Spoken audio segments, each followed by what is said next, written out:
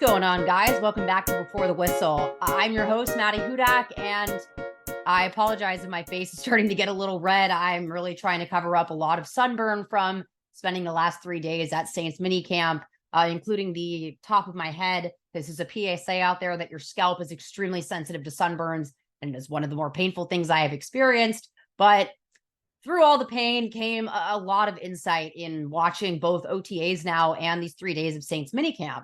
So I wanted to bring on someone to kind of break that down with me, just so I'm not talking to myself about it as usual. And someone that I thought would be perfect for today is Mike Detillier. He is on WWL Radio with Bobby Hebert as an analyst and a co-host. And we talk about the fact that he's on something like 40 pregame shows or for college, NFL, and not only that, and all of the prep work that goes into knowing that many teams and situations.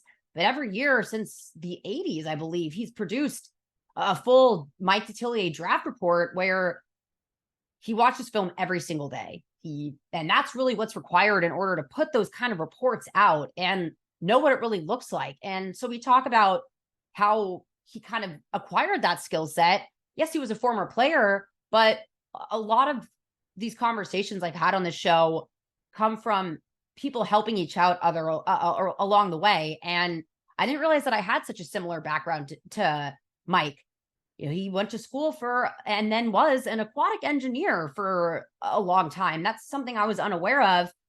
Yeah, he didn't go to school for journalism at all. And so I was really curious about yet another unconventional path to this industry and how he's kind of taken all these things from that background to become such a diligent, fastidious person in what he does, and someone that I look to as a work ethic to really mirror in this industry. My mom, she passed away a few years back, but she would always say, what you do sports-wise, you could have done when you were 12 or 13 years old. I grew up around it. I had a lot of family members that were involved with sports, either as coaches or players at the collegiate level when I was growing up. So I grew up around it. And, but I do know one thing, engineering paid a lot better than starting out in the sports business. So I guess mid 80s for me, I started with the draft book. One of the guys who really sort of taught me into doing it was Don Landry. Don was the longtime head basketball coach at Nicholls State. He had become the athletic director there. And then he became president of the Texas Cutting Horse Association. So what? He sort of bounced a little bit, but he was like, Mike, you got to do it. And so that's how I started in this business, doing it. I never went to journalism school or anything like that. I was an engineer. And but that grew over a course of time. And sports talk grew over a course of time. When I first got into this, it was Maury McGill, Hab Glaudy on WWL Radio. And then afterwards, Bruce Miller, who covered Tulane for so many years as the voice of Tulane. And he was at WWL, and then Larry Matson, and then Buddy Diliberto. And that's when it really took off for me with Buddy, that he gave me a much bigger format to go on. And then after that, it was ESPN. They called me because someone canceled one night and said, would you want to come on ESPN, the big ESPN? Like, okay, sure. Started doing it. I did it twice on a Sunday, and it was, okay, you full time. I'm like, okay, I didn't realize I'd applied for the job. But, you come about things differently in different ways. So when my engineering career came to an end, when I decided I didn't want to do it anymore, Maddy, I'll be honest with you, I had a bunch of part-time jobs, especially during the football season. I swore I'd never work full-time again. It wasn't because of money or anything else. I got bored. Yeah. And so early 2020, before COVID hit, I get a call from WWL and they ask me, would you be interested in doing this full time? And I'm like, hey, no way. I'm not doing nothing full time. But then, COVID hit. So then that was sort of peeled back a little bit. And then they came back again in 2021 and I decided to take it. And it's just sort of a crazy set of events. But I've learned through my years, that's how life is. You can try to plan what you want to do, but there's a plan for you. Now, do you want to walk down that aisle to do it? And that was the big question mark. And I decided to do it. So, yeah, so it's been crazy for me, from television to radio to being a writer. None of this planned. None. Not one single second of planning on that. And yet it happened for me. And now, during the football season, I probably do, other than WWL, maybe 35 to 40 shows a week during the football season. I'm involved in pregame with 8 different college teams, 3 different NFL teams. So, yeah, it's been a great ride for me. I love the grind. Work. I hate to say it. I shouldn't, but I do. And it's part of my life. That and my 2 grandkids run my life. Fair enough. And if you're a grandparent listening, you understand exactly. They sort of run your life. I have an 8-year-old and a 4-year-old. And so, a lot of times when my 2 girls were growing up, I was working. I didn't have a lot of time around them. I tried to make as much time as I could, but I wasn't there like I wanted to. And they were very understanding about it. But these 2, oh yeah, they got me hooked, Maddy. It's, you get caught in it with it. And so I've lived a good life and still got hopefully a few more years left to do this, and I enjoy it. Yeah, I didn't realize that your path to this industry was as kind of, with lacking a plan as mine did. And it is kind of freeing in a way, but I felt the same way, where I was just so mentally bored in my professions previous to this and just felt like I was not using my brain in a way that I wanted to. But I found that almost having that scientific method in my brain helps me in terms of my process and how I approach this industry. So as someone else that also has no journalism background, how did you kind of go into all of the different mediums that you just mentioned? Like you said, sports talk radio, television, writing. Have you drawn on those skill sets at all, or is it all just kind of learning as you go? Learning as you go. And also I was very fortunate. I worked with Buddy Diliberto. Buddy gave me a lot of great advice. He gave me some bad ones, but he gave me a lot, much more good than bad about certain things. And one of the things he taught me is never afraid to be wrong. I think a lot of people in this business, they don't want to give an opinion because they don't want to be wrong. Okay? You're going to be wrong in everything you do. I don't care if it's your personal life, your professional life, what you say, radio, television, you are going to be wrong. You got to accept it and be willing to do that. It's what you think at that time, what you know at that time, and not sort of stretching the rubber band on what you know and what you think. Give it to them, basically the facts. And so Buddy taught me a lot about that. And he knew I was pretty good in front of the camera or behind the mic. And so I think that's one thing he taught me very early in working with him is don't be afraid to be wrong. Because you know what?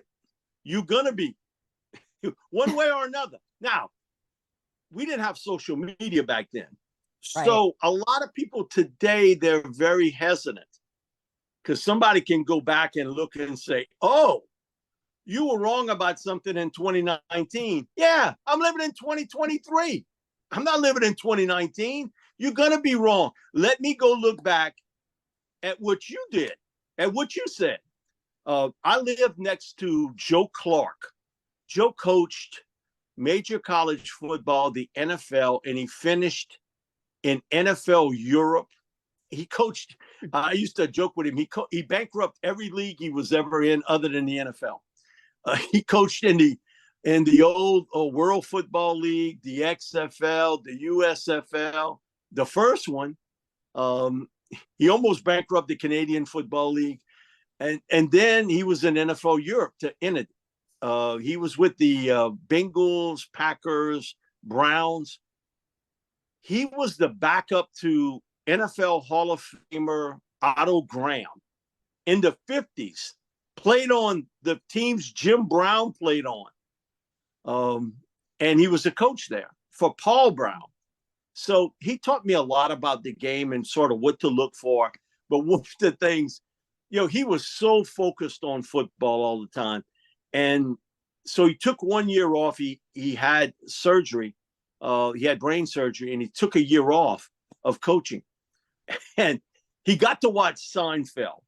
And there's an episode where Kramer's going out with this gal, and she heckles Jerry at a club. And then Jerry goes to her work facility and starts heckling her.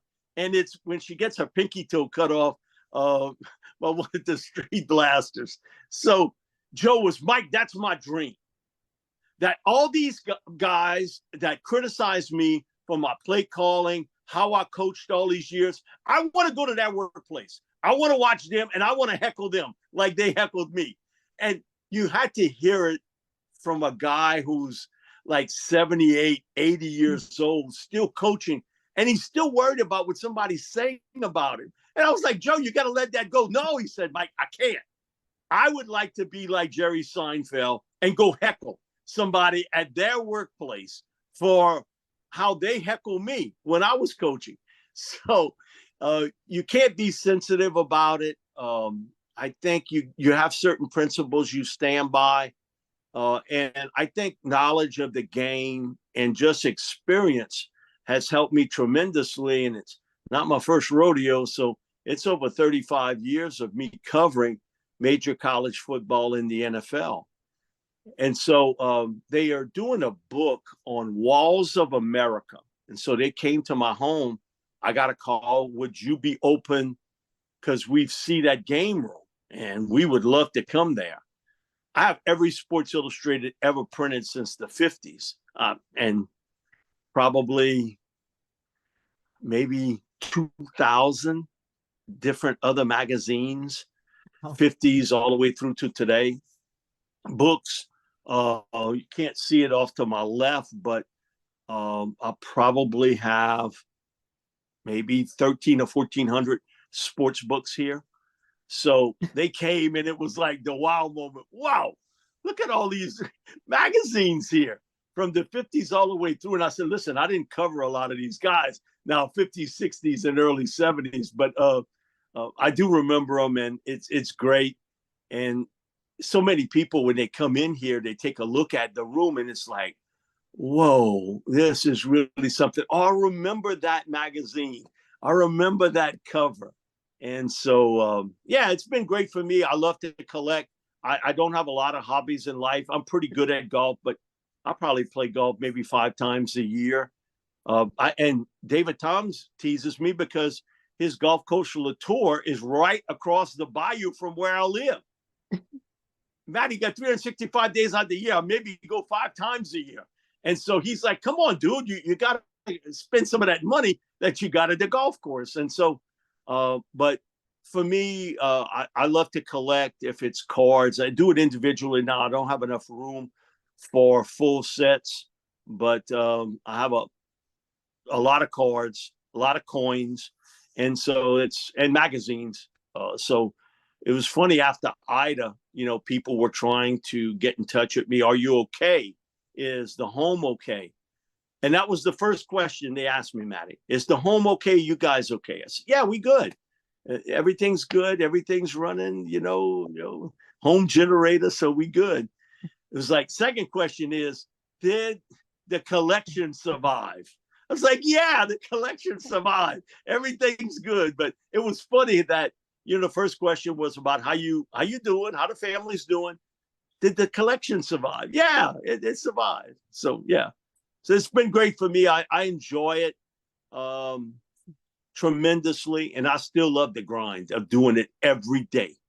And I watch film other than if I go on vacation. I still watch it, even if it's on a computer. I watch it every day on one thing or another. That's first of all, to your point about the memories. My mom actually collects newspapers from the day that significant things happen, because it kind of, reminds her of that. She has the newspaper from when D-Day happened and World War II was over. I found her the newspaper from when John F. Kennedy was assassinated, and she has one every year from my birthday each year. So I get the kind of memory connection there, but I'm also just as impressed by the books, because I'm very much a reader. But I was going to ask about your film study process, because I think the draft, like, you hit the nail on the head, where most of us are going to be wrong, because we're all trying to predict the actions of 32 teams that are all operating on, every action affects another one. So even if you thought that you were correct, if one team makes a different decision, you have to just be okay with saying that, or that you missed on a player. But you also have to really put the time in. And you say that you watch it, every single day. Do you look at certain positions? Do you just kind of do it randomly? I'm just kind of curious about your process, because that's an actual legitimate commitment to those reports. Okay. I got bad sleeping habits. I wake up every morning at 4:30. I did it for 28 and a half years. So I've never been able to break it. And it's a couple of years now. I left engineering. And so I wake up and I watch film. It's not the first thing I do. I watch the business channel and see what happens on, overseas. And because, I dabble a little bit in that also. But I'll go through film. Like for me, especially during the football season, when you got that many pregame shows to do, you better come prepared. Yeah. And I'm looking at the top juniors and seniors, but I will watch if I hear or know that there's a big time freshman sophomore player. So you're watching specific teams. I don't know why they do it. I never played line, offensive, defensive line. But I just got 3 of them in today from a college coach. He's sending me film about a couple of high school kids that are offensive linemen. But it's become that way with me. People sending me a bunch of film, or, they'll send it to me that I can download and whatever. And I watch a lot of offensive line, defensive line play. And for me, it's easy to pick up if a guy can move his feet, how he uses his hands, how quick he is off the snap, how physical he is at the point of attack. So it's not a long look-see, because Bill Walsh told me this years ago. He said, don't break it down till it's powder, and that you're not looking for a negative. You become looking for a negative if you do it that way. You're trying to find that positive about a player, and already what he can't do well. But find the positive. So, for me, it's random every day. And but I do a lot of work, high school, college, pros, offensive, defensive line. It's where it's won today. You got to have a big time quarterback. But if you don't win in the trenches, you're not winning anywhere. So, Maddy, to answer your question, I spent a lot of time online work on both sides of the football. And just coincidentally, 2 days from now, we have the biggest offensive defensive line camp in the country happening at Nicholls State. Pete Jenkins, all of 82 years young, heads that up along with Kevin Mawai, the Pro Football Hall of Famer, former LSU offensive center guard. And we've got close to 700 offensive defensive linemen coming here on the Bayou in a couple days. It's not Tahiti. You got to want to be here. You're not laying on the beach. You got to work. And so it's great to see some of those guys that have been here. Some of them have went on to other careers. Matt Moscona came here as a sophomore and a junior. And, you know, I'm he's going on now, a show later and I'm bringing that up. yeah, no, tell him, if you do, tell him I have his shirt about that he survived the line camp this year, even though he's not coming. I do have his shirt that he did survive it, because somehow, some way he had lost his, and I got him a couple every year about it. But to see guys like Andrew Whitworth that had been here and his career in the National Football League, and you know, it's just amazing. Alan Faneca, who's in Pro Football's Hall of Fame, came to this line camp. We've had some Mason Smith, who's now at LSU, was at this line camp. Now, he was something else. Now, you could tell the real good ones from guys that are the average, but it's not a recruiting camp. We want to get, if it's a high school sophomore and a junior, even though he might be the sixth lineman on that team, we want to get him better. We want to make his high school career as memorable as it can and get him better as a player from a technique standpoint. And we got so many former pro football players and coaches. We have a number of NFL coaches that'll be here, like Ryan Nielsen has been here. Well, he got married one year, so I'm going to give him a pass. 5 out of the last 6 years, Ryan Nielsen was with the Saints all those years. Now with the Falcons, he was here. Brandon Nagy. The one thing I give Brandon, he knows how to pick quarterbacks. He was with the Bengals, and they weren't very good, but he went from there to New England. And so he's got 4 rings with the Patriots, 2 winners, 2 losers. Then he signs on with the Kansas City Chiefs. He's got 3 there, 2 winners, 1 loser. So I told him, I don't know how great of a coach you are, but you do know how to pick quarterback. He gets a kick out of it.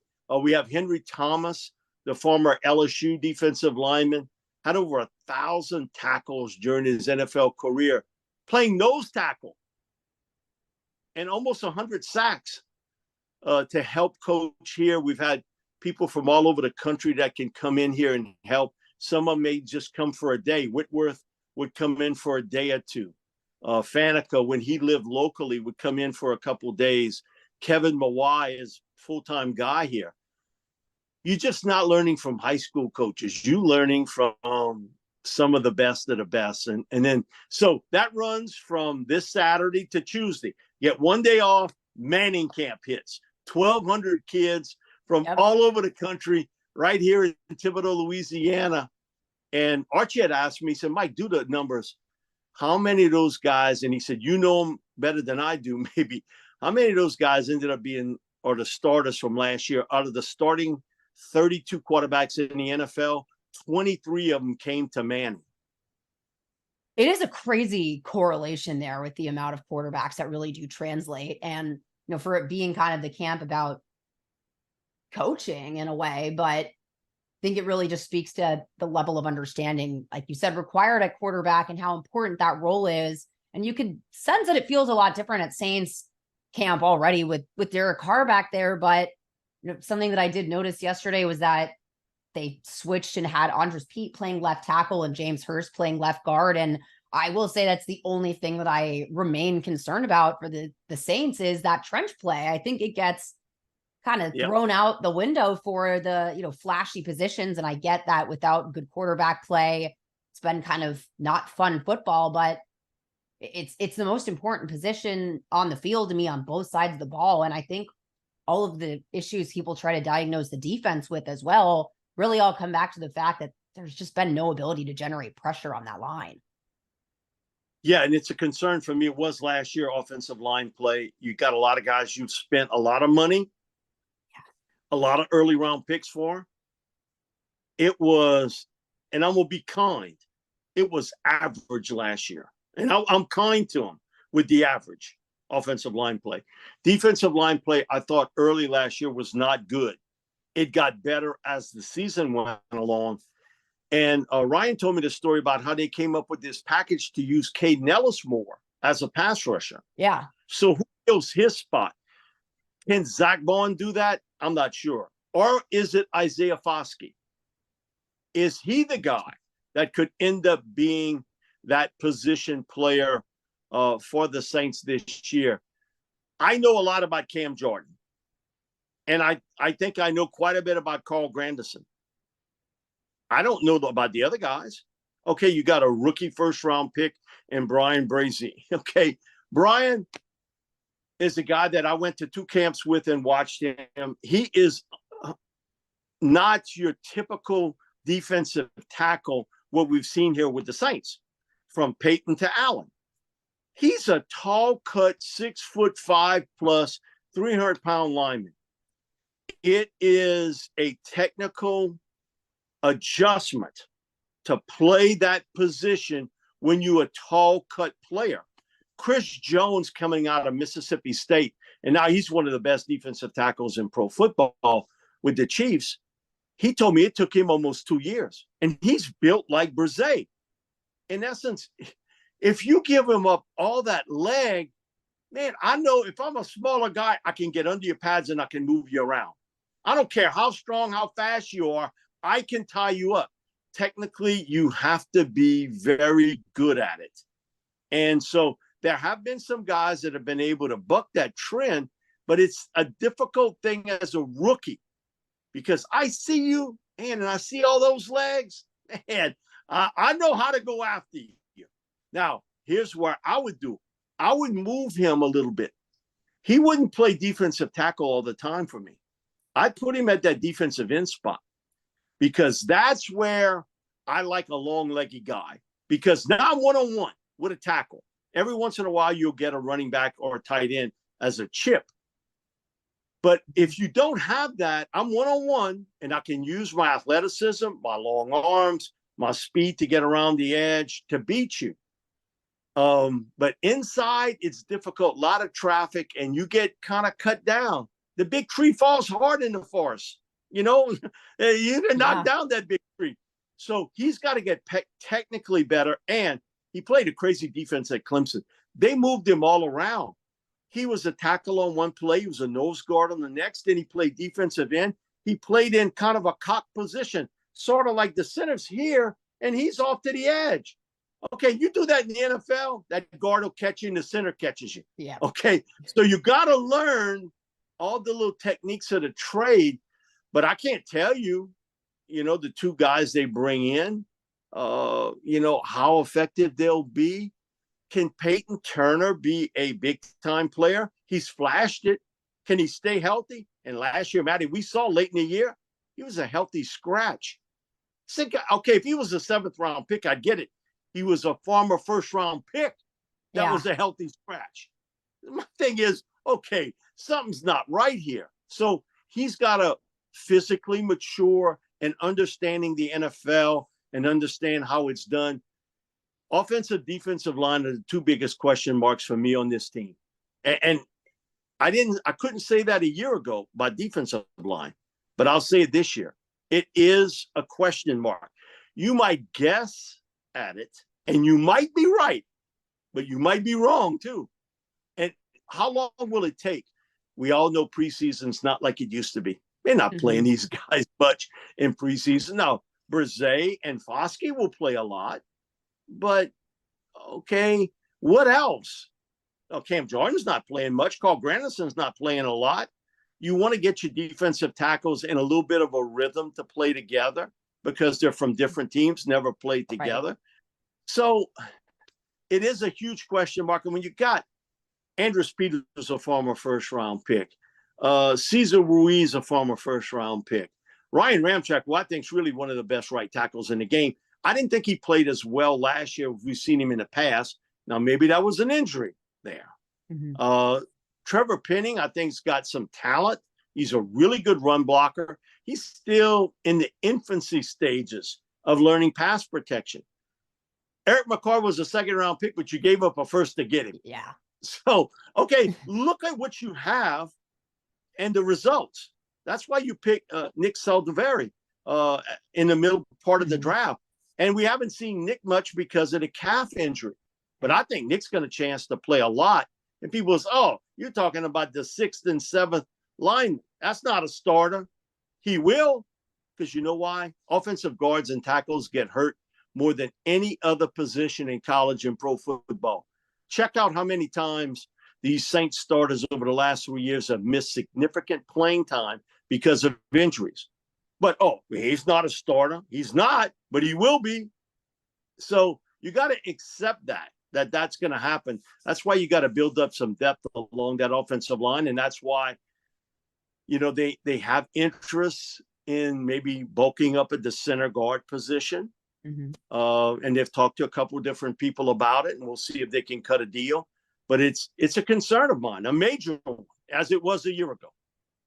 Yeah, just think about the fact we haven't seen Cesar Ruiz through 3 days of minicamp at this point. And like you said, the new draft pick is already dealing with injury. When I looked at the lineup last year, there was just no consistency there at all, which I have to think affects, Ryan Ramczyk to an extent. And Cesar Ruiz was actually one of the more stable pieces of that line last year. But it's really been the last 3 years, it feels like, where they had to get, I think it was Calvin Throckmorton fitted for a jersey in the Superdome the night of the Miami Dolphins game where Ian Book got thrown to the Wolves. Like, if you want to see what happens when you don't have an offensive line, then you could probably sadly watch that really poor outing for Ian Book, because there was really nothing that he could do. But I think you bring up good points on both sides too, where Shai Tuttle and David Onyemata were such a consistent interior, even if they weren't giving that much production. But now it's completely wide open there, like you said. And you brought in 2 free agents, you brought in draft picks, but you said there's still guys there, and they really have invested so much capital in both sides on the trenches that hopefully those things get together. But I'm curious too. I know a lot of people quarterback analysis is very difficult. But what were your thoughts on Jake Haener and adding him to that room, and what you've kind of seen out of that, all the quarterbacks so far? Yeah, I like Jake. He's awfully small. They listed him as 6 foot. Ain't no way in the world he's 6 foot tall. He's 5'11" at best. And you look at him next to Derek Carr, Jameis Winston, he's awfully small, but he's smart. He's accurate. He understands this game. I can tell from watching him, he's a rhythm rhyme passer. He gets in a little bit of a rhythm, and he's really good. We saw it in Wednesday's workout. On the 2-minute drill, he hits 3 or 4 passes, and then he takes his chance with a throw near the sidelines, and Alontae Taylor catches it. He kind of undercut the pass, took off the next downfield. That's the difference between college and pro football. Yep. That's the difference. You could have completed that in college. In the NFL, those corners are too good. And it was similar to Tuesday. Derek Carr throws a ball out in the flat, and Marshawn Lattimore, makes a play. I mean, he digs in. You could see, put that foot in the ground. He made the play, and he knocked it away. Now, I'm standing, and I'm directly looking at Lattimore at this stage. He looked at me, just shook his head, almost like, man, they better start throwing that to that other cat on the other side. I'm not, you're testing me.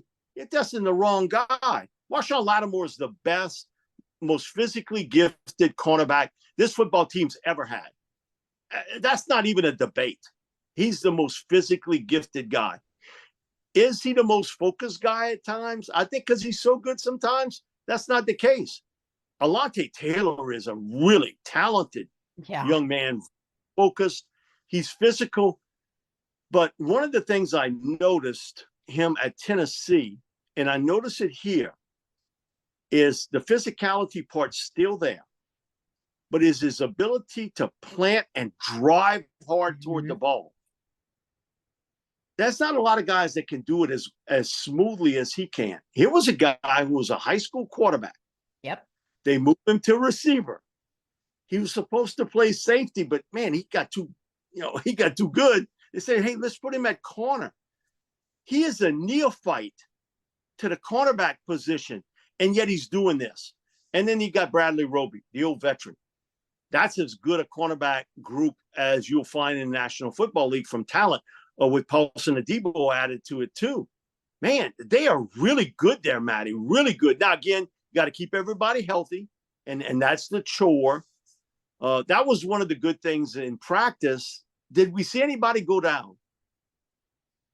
Nobody Defense? went down. I don't. Yeah. Heat related. And listen, again, you're not on the beaches of Hawaii here. You're not catching a breeze.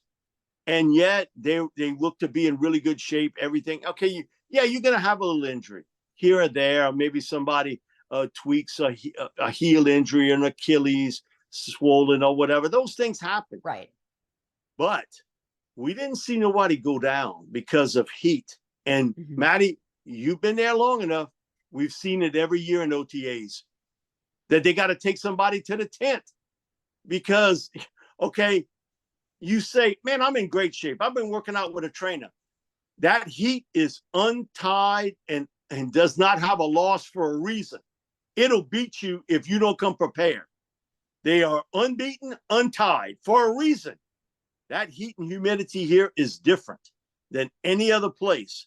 And so that was really good news. And I like the development, too, of the two young guys on offense. And Chris Olave, we see much more consistency with timing with him in contested throws. He's never going to be a big receiver, okay? He's gotten a little bit bigger, a little bit stronger, but he's never going to be that big physical guy like Thomas. But it's his timing to get up in the air and make that contested catch. I was impressed with that. Also, too, with Jawan Johnson. Yeah. And Jawan's been through a crazy journey. Okay, was at Penn State, goes to Oregon, comes in as a receiver, then they move him to flex tight end. He's much more comfortable. He catches the ball well out front with his hands. It's not up against his body. His first year here, he was a little bit of a body snatcher. He let that ball get right into him before he caught it. So what happens? You get hit, right. The ball pops out. He catches it much better. And the thing I've noticed in the days with Derek Carr, and I saw that when he was in Oakland, also in Las Vegas, his forte is throwing the football in the medium range areas of the field. He's getting the tight ends much more involved than you maybe have seen since maybe Drew Brees, when he had a really good combination at tight end. And this team with Jawan, with Foster Morrow, Jesse James, Lucas Crow, they're going to feed the football more to the tight end because I think he looks that way, but also that's his wheelhouse. In the middle range part of the field, he can make that pass very well. I've noticed the same thing where besides Foster Moreau, I don't think there's these giant really additions to that tight end room. I know Lucas Crow's name has circulated through here a few times, but it stuck out to me right away. And you think of him growing up with Darren, or not growing up, but having Darren Waller all those years, it's probably very natural for him to have that tight end option. But it stuck out to me as well because it's a group that I think has been a huge weakness for the Saints really since Benjamin Watson is the last one I could think of that you could kind of count on as a reliable pass catcher out there. They have a bunch of blocking tight ends, but they haven't had any consistency there as a pass catcher. But I also think it comes down, like you said, to Derek Carr being here. It's just not a coincidence to me that he just has the touch and the timing and seems to really understand that there is a distinction between wide receiver and tight end. They're both catching passes, but almost in the same way, I think Taysom Hill has this unique understanding of those distinctions, being that he's played every position. It just feels different with Derek Carr there. And we could all get to training camp and there could be 6 guys in boots and things could look, completely different. But for being kind of the growing pains part of the offseason, to me, it really felt like the smoothest greased wheels since Drew Brees retired, to be honest. But that's just me. Yeah, I would agree with you. Derek's a better player than Jameis Winston, Andy Dalton. He's a better player at the quarterback position. I think, again, is he elite? No, he's not. There's only probably 7 or 8 guys like that. But once you get past that, you can make a pretty good argument from 9 to 12. That's where Derek fits, in the National Football League. The thing, again, I really believe they would like to move him a little bit out of that pocket. And we've seen it a few times with him on waggle plays to the left or to the right, throwing off the move. And again, his strength you can see is in the middle range part of the field, which would really indicate the tight ends get much more involved. I can't tell you about Michael Thomas. I will say this, and males don't like to hear this.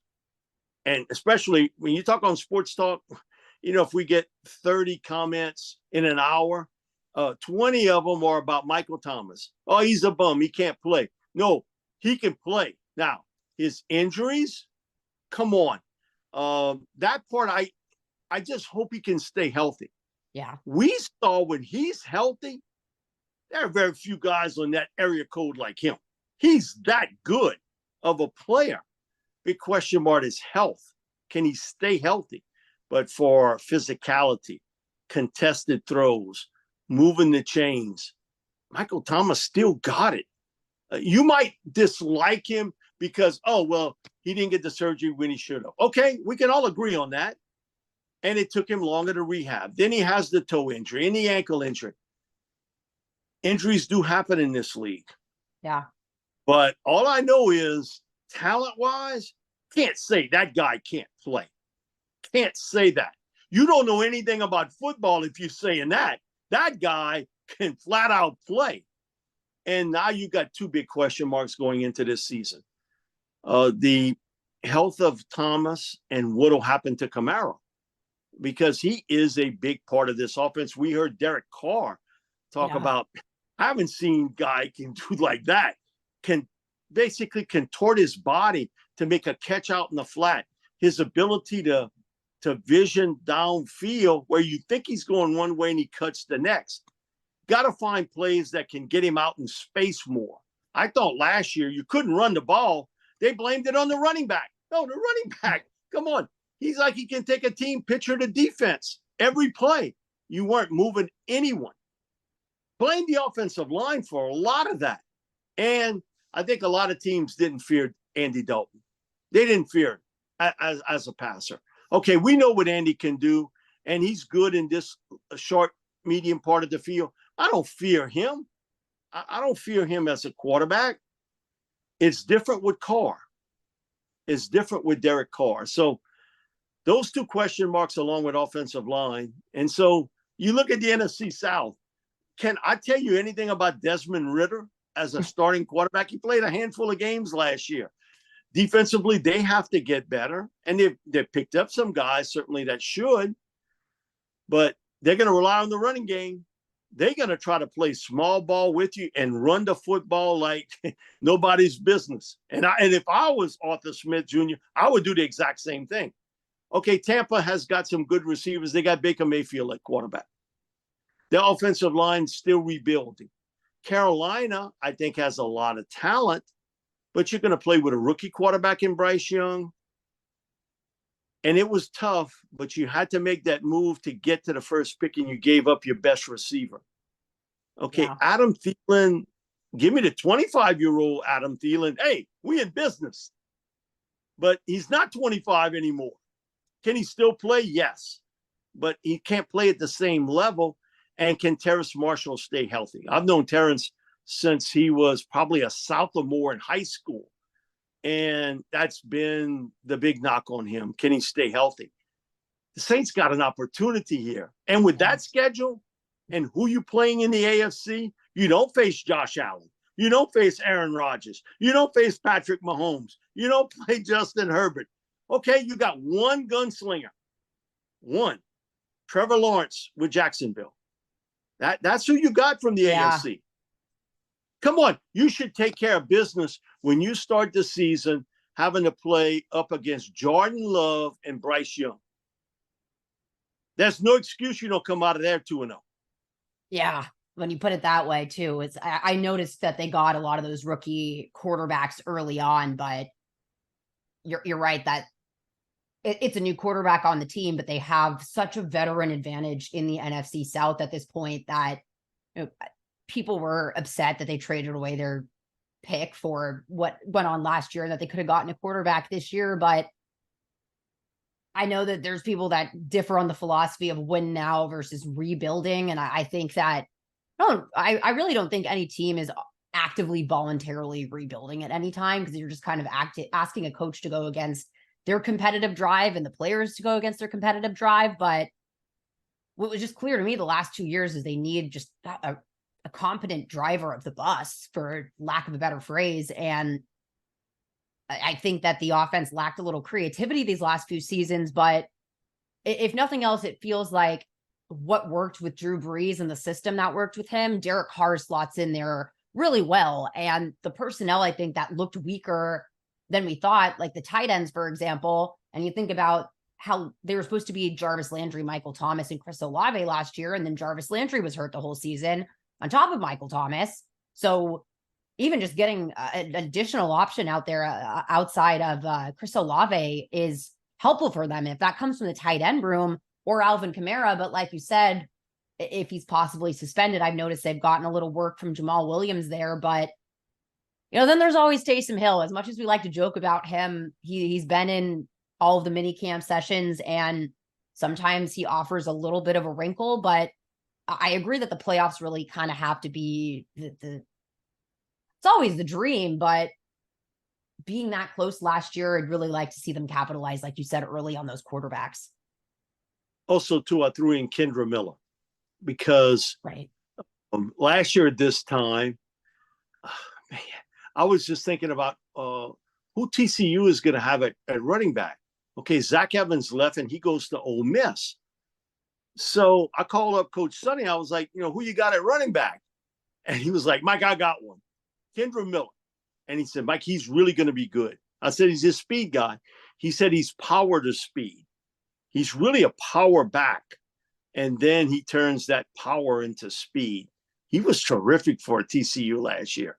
Really was. Was a big part of why they got and to the point where they did. He was a big part of the game when they beat against Michigan. Then he gets hurt. Then play against Georgia. Now, that wouldn't have made a difference. Georgia, they hit him with the probably tsunami. Better that he didn't. Yeah. Looking like what happened to us. Georgia was just so good on defense last year. And Stetson was terrific. But I think Miller's going to be a big part of this attack, along with Jamal. If it's a 6 to 8 game suspension, I would not be surprised to see this team use Taysom Hill as a halfback.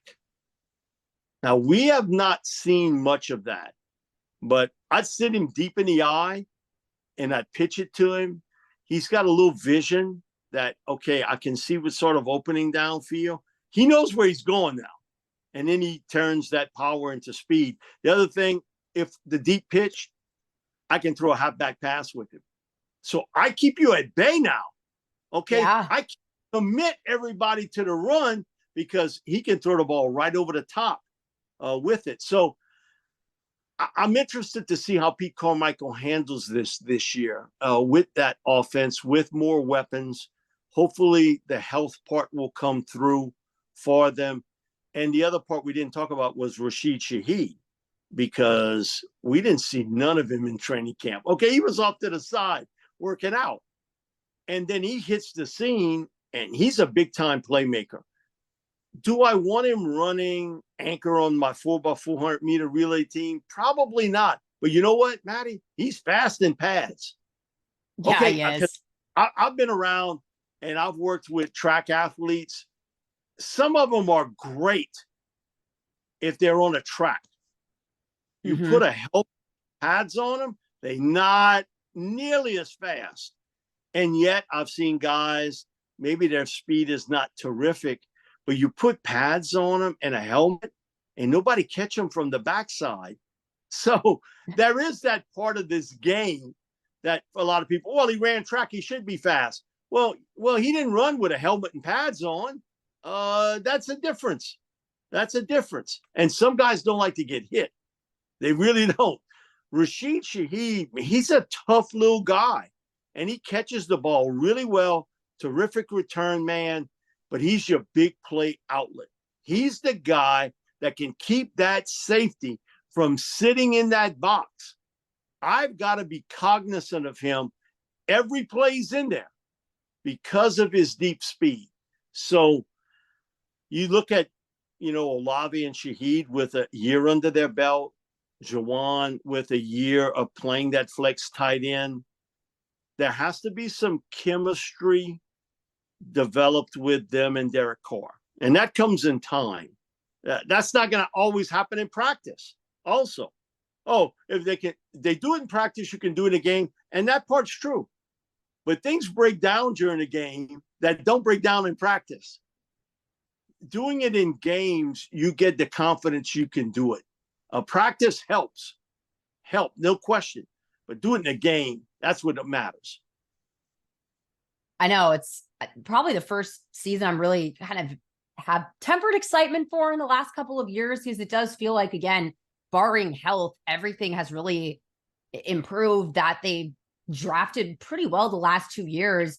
You brought up Alontae Taylor before. I remember everyone freaked out when the Saints drafted him because, we need a safety kind of thing, or there are all these other positions of need. And then you see how quickly, I think when we keep talking about these injuries, they happen a lot in the trenches, but they also happen at those skill positions of wide receiver and defensive back because of those necessary plant and drive cut type things. And so to see what injuries plagued the team last year and how crucial Alontae Taylor became to all of that.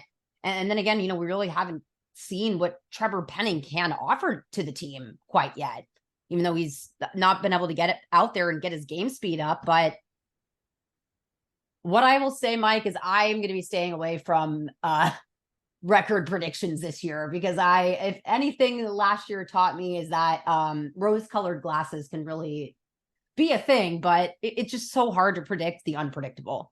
Yeah, you can't predict injuries. You can't predict lose a game like you did to Tampa late last year. Yeah. Okay, you out of teriyaki. You let him loose. In that game. And it's difficult, but Bob and I were doing the final second guest show. And I look up, and last year in February, the Monday after Super Bowl Sunday, it's 7.5 for the Saints. And I understand why they put 7.5. Sean had left. You didn't really know about the quarterback position. You heard the rumors they may go after Deshaun Watson, but how many games was he going to play? And so, you know what? I said, Bob, I'm taking a flyer on. I'm going to take the over. And I thought I had it for a while, and then I really thought I lost it. And then to lose the game to Tampa, and then the final one to Carolina with Sam Darnold with a passer rating of under 10, and you lost that game. Those are the type of things. Hey, that's why they call it gambling, because you're going to lose. But I'm not a big bettor at all, but it is part of it. And it's funny this year when the Monday after Super Bowl Sunday, the Saints had 9.5, and it has stayed there at 9.5. So you think about the 7.5 of a year ago, how close that was. The initial 7.5 that went to 8 and 8.5. But you think about that initial 7.5, they were really close on that particular part of it. But I think the tea leaves are being read by the people in Vegas, and that I see the NFC South where a team playing 9 games and you can win the division. You win the NFC South with 9 and 10. That's a little bit of lanyard with it, but I think you're better at quarterback. You got a little bit more experience at receiver. I can't tell you about the offensive line, defensive line, only because from what I see in OTAs, you can't see anything. It's pajamas and slippers. I mean, that's what you see with them. The secondary is talented. Can they stay healthy? Because last year with 2 new safeties, you didn't realize, and Marcus Williams took a lot of heat for that Minnesota Miracle stuff. And Malcolm was a good player. Malcolm was a really good player. So you lose both. You bring in Tyron and Marcus May. Oh, it's seamless. No, it's not seamless. And then both of them miss time. And it's so frustrating with the injuries part of the game, but you have to live through it, and you have to have people that can come in, and they're not as good, but they're still very serviceable, and you're not a weakness. The other part we didn't talk about, I thought last year punting, place kicking was not really as good as we've seen in the past. Lutz wasn't as good, and Gillikin wasn't as good as we've seen it in the past. That has to become elite. You cannot lose that area of the game. You can't miss 38-yard field goals on a consistent basis. You can't do it. So that's the other part of the game that we didn't talk about, but it'll probably cost you a couple wins if you don't win there. It'll cost you 2 to 3 games in that spot. There's so many questions in the NFC South, and I do shows out in Atlanta and Tampa and in Carolina, and they all sort of see the same message as me. I'm not sure. Yeah. I'm not you're going to get from any of them, but the Saints are a lot more stable than the other 3 teams at this stage. I guess the best term to use. I think it's a great way to put it. I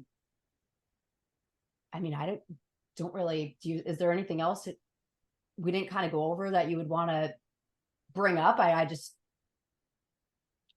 I think one of the things too is confidence early in the season, because I do think that has been, Sean, you would talk about it all the time. Mm-hmm. You lose early, it's such a grind mentally and emotionally for you to fight your way back. That this team has to get off to a hot start. Confidence in themselves, also confidence. There's some big moccasins Dennis Allen put his feet in, some big ones. Yep.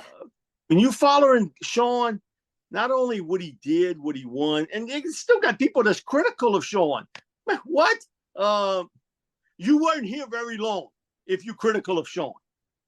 Because listen, I grew up watching. Or you can't be satisfied as a person. You can't. No, they're never satisfied unless it's a Super Bowl title, right. And that's your goal.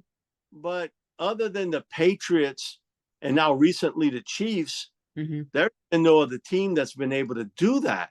And so it's difficult in this league, really difficult to do. And the Patriots found out without Brady, it ain't so easy to do. And that's why Andy Reid and the Chiefs, they will hang on to Patrick Mahomes like grim death. They will not turn him loose. And everybody, oh, Tyreek Hill, man, Tyreek's the man. Oh, he ain't going to win nothing without Tyreek. Well, Tyreek did great in Miami. But guess what? Mahomes won the title without him. So that's nothing to take anything away from Hill. That's given a lot of credit to Mahomes. And people don't like to, Maddy, I'm just telling you, you're going to learn this, that males hate to admit somebody is better than them. Hate it. Now, maybe that's the way you grew up. Maybe that's the way you were taught. You can be confident in yourself, but if there's a great player, he gets a lot of praise and he gets a tremendous amount of criticism from people who are jealous. Mm-hmm. They can't admit that Mahomes or Brady or LeBron or Ohtani now in the Major League Baseball are better than somebody else. Come on. There's a reason why there are certain people in this world, they can pick stocks and bonds, and it doesn't matter who the president of the United States is or the economy. They make money. They better than you picking stock. They better than you. They know how to make money. And it's the same way in the NFL. I think there's a formula that you use. And certainly it starts at quarterback. And the Saints were lucky all those years with Drew to have not a good one, an elite one. Yes. But you did have, he made everybody better. And I told him this last time I saw him. I said, Drew, you know how many millionaires you created with the Saints? And he was like, I hadn't really thought of that. I was like, man, listen, you made a lot of money. You're better than any investor, given credit. You think about guys that came here that maybe weren't as successful and what he did for their careers. And even I think Sean would admit that this team would be different without Drew Brees. I'm not trying to say Derek Carr's Drew Brees by any stretch, but he's better than what you had. And that, I think, will help you win a couple of extra games this year that get you into the playoffs. So I'm excited to see what's going to happen. It was disappointing to see a couple of losses last year, the way it happened. Yeah. But Also, there's pressure on Dennis Allen because he knows he's not going to get a third year if he doesn't win. Got to do it now. And it's difficult to follow somebody like Peyton. Difficult, very much so. And we see it in college football too. You think the next coach that's going to follow Nick Saban at Alabama, first time he's going to win 9 games or 10, man, what? Nick Saban, that wouldn't have happened with him. There's a lot of pressure on you across the board. But that's why they pay you that type of money. You have to come through. So it's going to be an intriguing year in the NFC South and with the Saints. And I do think we ride the roller coaster a little bit early. But you should win early because of your opponents. You're better than them. And you're not going to be out gunslinged if Derek Carr's. Right. And to your point again, that the fact that they start off with 2 rookie quarterbacks, you have to think, even though Derek Carr is new to the team, that veteran consistency there really does matter. But it's a long season. They finally have a good bye week for once. I felt the last 2 years it was so early. I think it was week 5 in Sean's final season, and then it was week 14 last year. That's not even a bye week to me. That's just, if you're maybe in the playoffs, you could rest your guys, but their schedule, it seems to work out for them in terms of when they're getting those early rookie quarterbacks, like even Anthony Richardson and the Colts. That's on the early half of the season. But when we're talking about these injuries for this team, to me, a lot of it is the bye week has been really unhelpful, and they're not going to any international countries this year. So you do take out a lot of the tiny logistic things that start to add up. My only concern would be the 2 Thursday night games. But again, every team in the NFL is going to be battling injury. It's just, to me, it's a question of luck, opportunity. And if you have those 2 things, then who do you have under center? And that's kind of how I look at it. Yeah, I have a friend of mine, and he's got a ton of money. And he tells me every year, hey, everybody got problems, Mike. It's just not rich people's problems, poor people's. Everybody got problems. And it's like that in the sports world. Everybody has problems, and how you handle it. And I think that is a kind of gray area every year for every team, that you're going to have a point in the season where things aren't maybe going as well. How do you handle it as a team, as a coaching staff? How do you handle that? I think that was one of Sean's strengths as a coach. He could handle the wins, but he could also handle the difficult times very well. And that's going to happen to everyone. That's nobody out there in the NFL doesn't have difficult times during the year. And it's how you handle it. And when they asked me to go talk at journalism schools, which I'm still shocked at since I didn't go to journalism school, but whatever, I always tell them this. We're sort of used to failure in life. We fall more than we have great times. Most of us.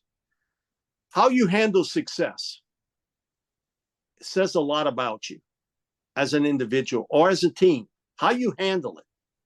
It's much more difficult to handle success than to handle failure. Because you know why? We sort of used to failure. All of us have sort of stumbled one way or another. But when you become really good, and at this level, everybody's really good, how you handle the success of a season. And I feel that way not only in somebody's personal life, professional life, but also as an athletic team. How you handle really the good times in life, because you don't want to get out of the habits that got you there. And sometimes you do. Human nature. Oh, it was easy last week. Or, it's going to be easy this week. No, it's not. It's not. And so you got to have somebody, best word to use, you got to have an SOB somewhere to tell you what you're doing wrong. You got to have that's willing to be the mean individual and jump you if you're not doing well in a practice because you've had success. Oh, it's going to be easy. And it's not. Sort of life lesson, but you see it in NFL teams. Teams start out hot and they can't handle the success. And yet we saw the Chiefs a couple years back. They stumbled out the gates. They got to Super Bowl Sunday. Andy knew how to handle the bad moments, and he knows how to handle the good moments. But there are very few coaches, college or pro, that can do that really well. It's a unique talent to be able to get your team to play at the same level when they're very successful. Because you know what? It's human nature. It's going to be easy. It's not. Kind of like there's, naturally smart kids that don't have to try that hard. And then when you suddenly have to, you don't really have a baseline for that. But I think it's a great point. It's something I'm curious about on the college side for Tulane, for example. How do they handle at this point, like you said, that success? Because I think a lot of people don't handle failure very well, but you said at one point it becomes complacency. And even if the Saints get out to a strong start, it's a really long season at this point. And like you said, if the over-under is 9 and that gets you into the playoffs, just as a hypothetical, you start off and win 5 games, that's still a really long time to go to get that going. But the last thing you kind of want to see is a backslide due to a bad loss, and just having that short-term memory and just kind of, I think that there was a sense of leadership missing. And I think there are leaders in the Saints team, but to me, it's really hard to not have an overwhelming leader at quarterback. And that's something that I think also helps you get through these times, because also Derek Carr is someone that's very used to living in dysfunction in the Raiders. Center, yes, defense, defensive back. You have to have leaders and people that can communicate. This is not high school football. You're not playing in your backyard. You're not Al Bundy at Polk High. Okay. It's totally different. We get a lot of, football is football. Yeah. When you played football last, 35 years ago, you played on a high school team. Come on. College and pro football is totally different than high school football. Totally different. Speed, physicality, everything about it. It's different from that standpoint. But the leadership, the ability to communicate with others. I think one of the things they missed last year was Malcolm Jenkins' ability to communicate in the secondary. Yes. Malcolm could play happen before it happened. He could see it. Okay? There's very few guys like that. Tyron's a great player. How well he can communicate with the others and can they get it is the other part. Because, you should know what you do if you're a professional. No, come on. You know that as well as I do, Maddy. Not everybody knows what they're doing on every play. That there is a point where sometimes there's confusion on where they should be.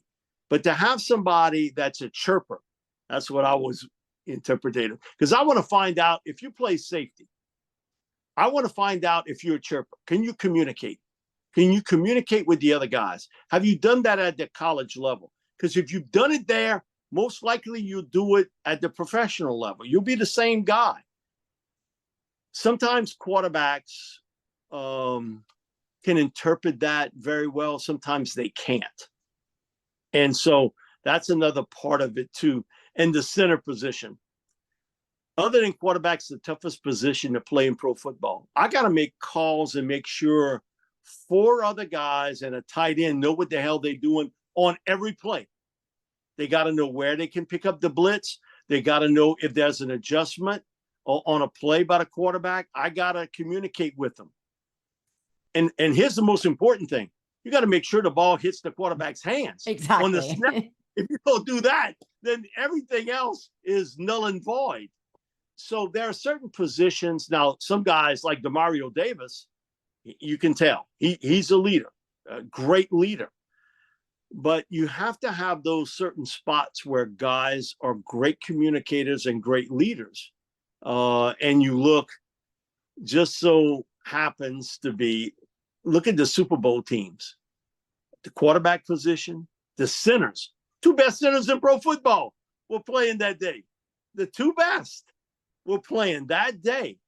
The communication level is so good. And that's why they got to that position. They had great quarterback play, but also with Kelsey and Humphrey, you had the two best centers in the league, setting up all these protections. When we're going to jump from a pass to a run, if he sees something blitz-wise, he's talking to the quarterback. Sometimes the quarterback gets overly emotional. You got to calm him down. You can see maybe if he's kind of dinged a little bit about, hey, look, don't throw the ball, just hand it off.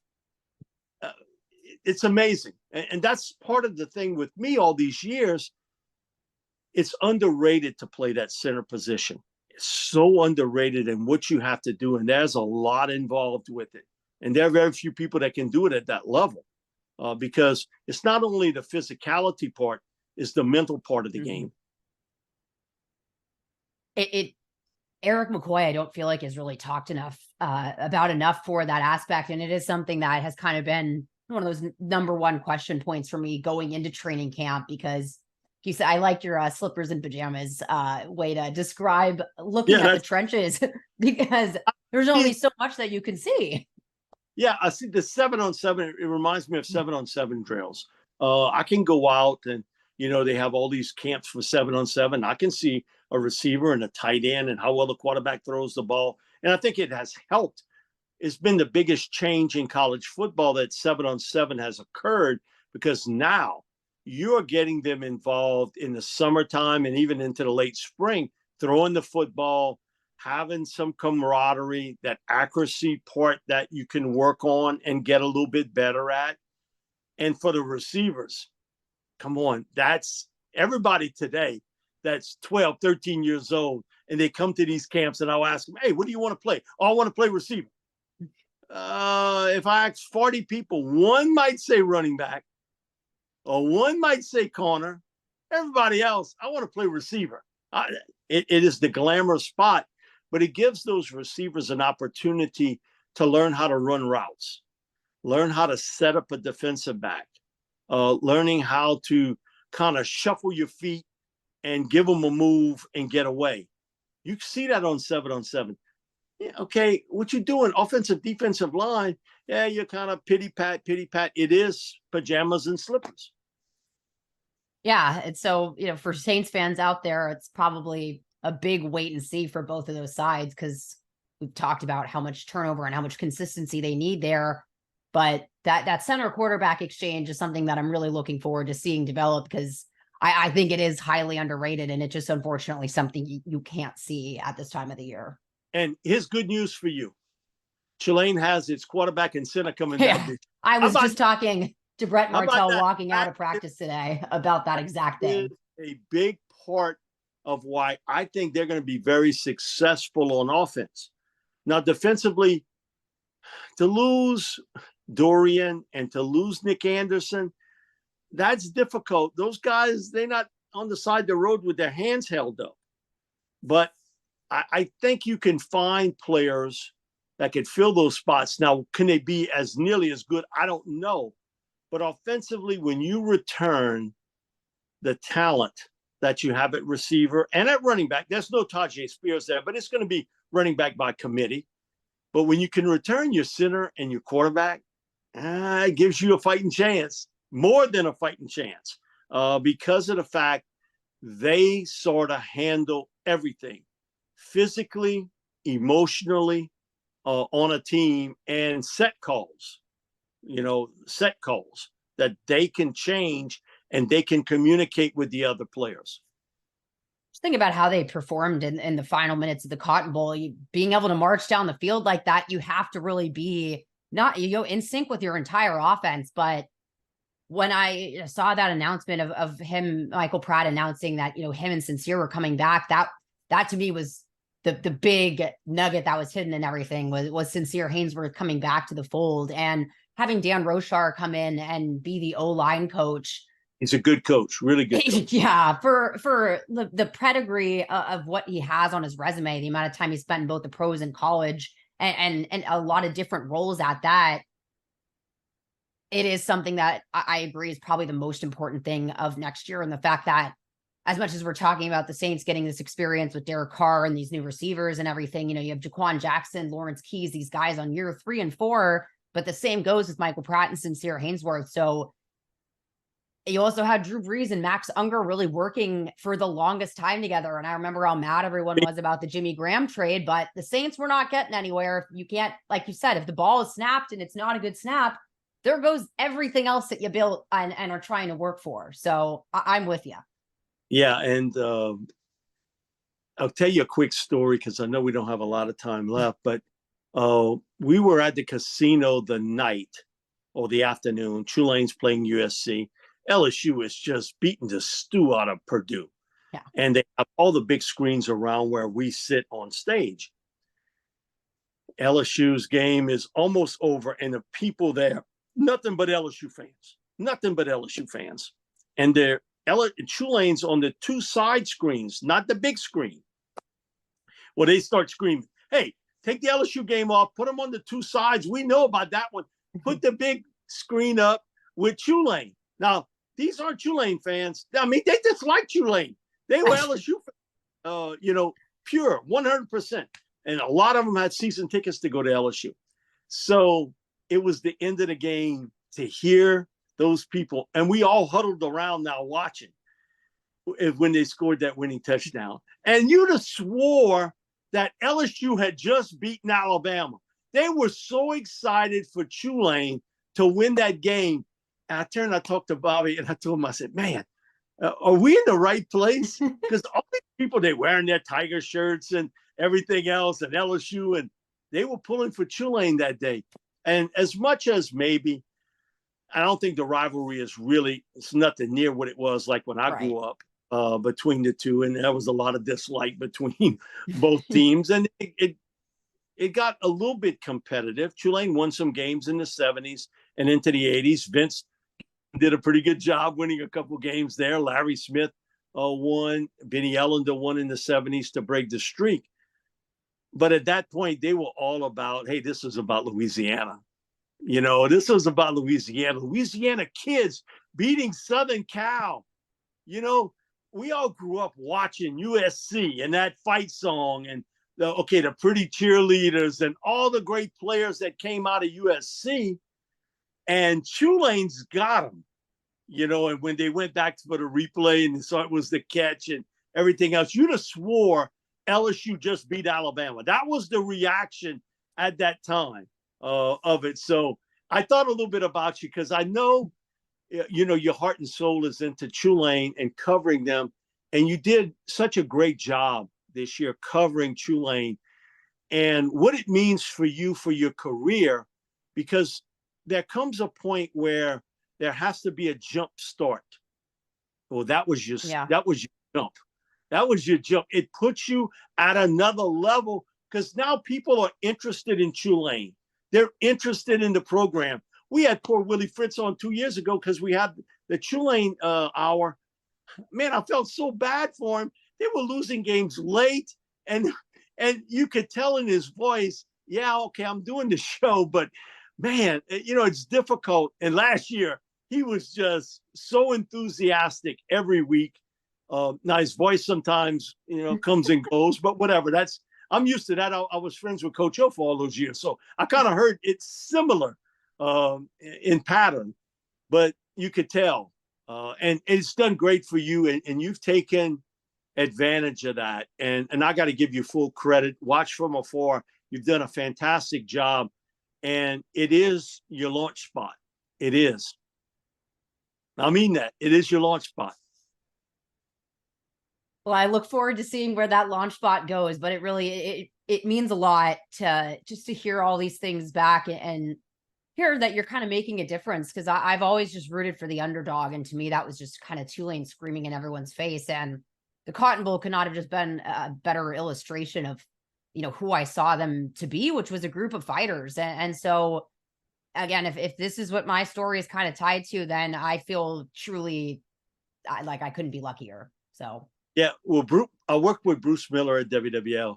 It had been like 15 years he hadn't done the play-by-play of Tulane. People would still walk up to him and say, oh, Bronco, man, I wish you would do the Tulane games again. Man, I love listening to you. The impact you have on lives, because you know what today you can do? You can change that channel real quickly, radio-wise. You can change that to something else real quickly that they listen to you or they watch you, that says a lot about you. They trust in what you say. And when you say something, they believe it. And I saw it with Bruce, and he never really wanted that spotlight on him. Mm-hmm. He loved doing Tulane games, but he felt he had done his best work and he didn't want to do it anymore. But 15, 20 years later, people were still coming up to him, talking to him about it. And that'll happen to you one day. Listen, I got people talk to me about working with Hap Glaudy and Buddy Diliberto. Buddy's been dead since 2005. Okay, so that's going on almost 20 years. And we worked together all those years, and people still come up. So that makes me feel good about what I've been able to do. I take the good and the bad the same. You couldn't tell if it was a good day or bad day with me most of the times. But I do think that you make a difference. And I think a lot of people don't realize that. And they do have haters out here in this world. And I guess it's because their life is miserable. So they want to try to make your life miserable. But what you've done, you've made a difference at a very young age. And so I'm proud of you, gal. I really am. I'm really bad at accepting compliments, but it really does mean a lot, again, to come from someone like you and just have this community of New Orleans just be really such a family in a way that feels different from other media groups. You talk about this all the time, but just the support I think everyone has for each other, it really helps us all out at the end of the day, do what we're trying to do. And so I have to thank, everyone around me for lifting me up along the way. Yeah, well, I have clergymen now. Every once in a while, we'll have them come up and talk to us. Man, I love to listen to you and Bobby because it does sound like Louisiana. But there's one thing I got to tell y'all. Sunday used to always be about God and family. And it still is. But football is closing in on God and family, especially during the winter months. And I get what they're saying, and it's in jest, but I understand what they're talking about. I totally understand what they're talking about. Yeah, to me, again, I always say life imitates sports, but it really is just such an important part of people's lives. And there is, kind of a responsibility when you're on radio and things like that to, like you said, they could just change the channel. But if you can change the way someone thinks in the process, then it's more than feeling like I've done my duty. You try to educate and entertain a little bit. If you just there giving facts, ain't nobody want to hear that. Nobody wants to hear that. They want you to give a good opinion, a strong opinion, but be a little bit entertaining with it too. If you make them laugh a little bit about something you say or how you say it, that's part of it too. But you want to give people the best information you can at that time based on what you know. And you don't know everything. Don't know everything about what goes on. So it is your responsibility. I don't consider myself a journalist. I'm more of a commentator than a journalist. But still, you have the same responsibilities in life. I feel the same way. All right, y'all. Again, that was Mike Detillier with WWL Radio. Another really rich conversation that I feel just so lucky to be able to have and have a space to do so on Before the Whistle. I know it was a longer interview again, but sometimes interviews go too long because you guys are just kind of going over the same point. But just the amount of things that Mike was able to offer insight on, from how you look at players, how to evaluate them, that it's the importance of knowing that it's okay to be wrong and not to really let that get to you on such a personal level, but how to also not just evaluate players from a draft perspective, but now that they made it onto your team, what are all of the pieces that have to come together there? And what are those relationships that have to form in order for a team to really get out there? It really is kind of the epitome of Before the Whistle, is all of the things that we just talked about that we've seen through OTAs and minicamp. One of the really important ones being that center and quarterback relationship, one we still have to see grow between Derek Carr and Eric McCoy. But how much the trenches really matter for Saints fans, I think that's really important. How many injuries can really derail a team and how important it is to really take a step back there. But I ended it, and I say this, I really don't know how to receive compliments very well. But he has always been there for me and made me feel like I was doing something that made a difference at Tulane in my coverage. And, I look up to these guys in this industry as someone that's very much a newcomer, and really was kind of stumbling my way through a season where a team won 2 games that I thought was better than what they put on the field. And then really getting people to buy in to what was obviously taking place in the greatest single season turnaround in college football history. And so to get that feedback from people that I really care about at this point, it's so unique here in the Saints and New Orleans media group, the way that everyone truly lifts one another up. It has made me feel like I have the confidence to do what I do. And again, not knowing that Mike Detillier had come from kind of that unconventional pathway, he brought up guys like Buddy and how much people can make a difference in others' lives and in what they do. And I think this industry can be so competitive and such a dog-eat-dog world. There's barely any jobs available, if there is at all. And we really have to all forge our own pathways. But going at it alone is the toughest thing you can do. And everything I've learned in my 3 years now covering football for a living is that it's all about the people around you and the relationships, both the team, coaching staff, your fans in your community, and your fellow media members, and how much they can change your life.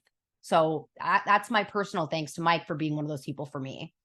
So that's all on today's Before the Whistle. I hope you guys enjoy it. Again, kind of that look at the end into Tulane and knowing someone that has seen this team for a long time here, but also how much insight there really has been already in the Saints offseason.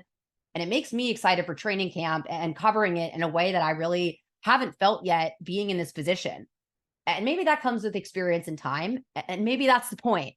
But I just hope that these conversations continue to resonate with people, and that, as much as football analysis is important and as much as that is to be had, that there's so much more rich discussion in between the lines. And today's guest was a perfect example. So I'm off to put some aloe all over my body and kind of rejuvenate and reset now that we're going to be back kind of in this dead period of the off season. It's another exciting opportunity for me to get creative. So with that, y'all, I'll see you Tuesday.